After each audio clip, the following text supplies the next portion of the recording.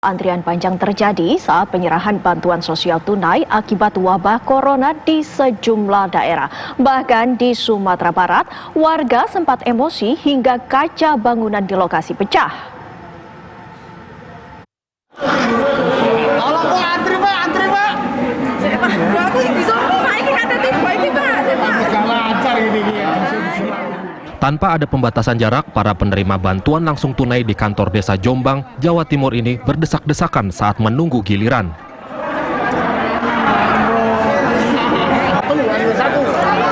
Saling dorong pun tak terhindarkan.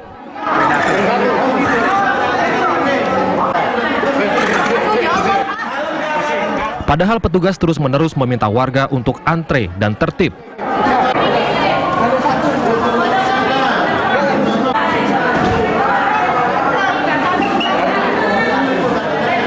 Berdasarkan data pemerintah Desa Jombang, terdapat sebanyak 1.059 keluarga penerima manfaat atau KPM yang mendapatkan bantuan langsung tunai di masa pandemi COVID-19 ini.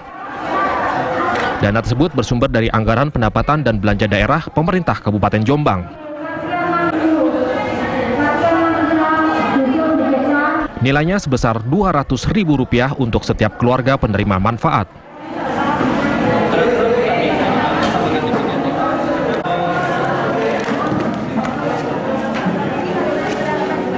Para penerima bantuan ini merupakan mereka yang belum mendapatkan program bantuan apapun dari pemerintah pusat dan provinsi. Sementara di Kabupaten Jombang, total ada 77.686 keluarga penerimaan manfaat atau KPM yang menerima bantuan sebesar Rp200.000 tersebut.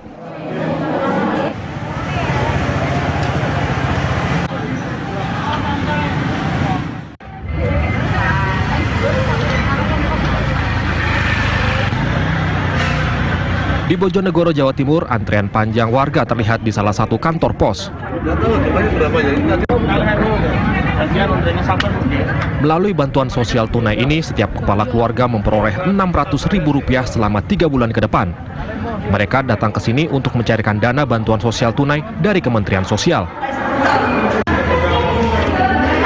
Meski imbauan untuk menjaga jarak antar orang sudah disampaikan, namun warga tetap berdesak-desakan.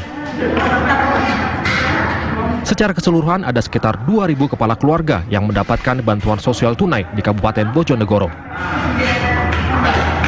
Program jaring sosial ini diperuntukkan bagi keluarga miskin, tidak mampu, atau kelompok yang rentan terkena dampak pandemi virus corona. Terutama bagi mereka yang belum mendapatkan bansos reguler, program keluarga harapan, dan program sembako.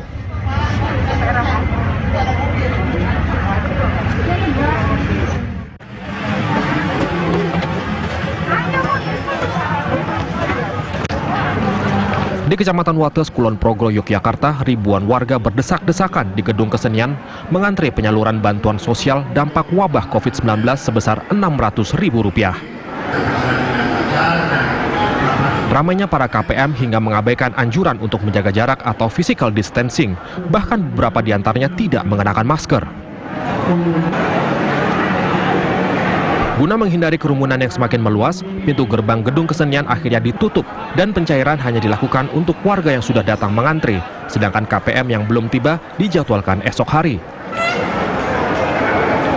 Kalau evaluasi ini sebenarnya saya melihat ini relatif tertib ya, tapi karena hari ini menurut Bapak Pimpinan Pos ada 1.250 yang akan diberikan bantuan sosial tunai, jadi kita tetap masih melihat kerumunan dan juga tentunya agak sedikit mengabaikan dari physical distancing maupun social distancing. Kejadian pada hari ini menjadi bahan evaluasi penyelenggara untuk pemberian bantuan sosial tunai esok hari.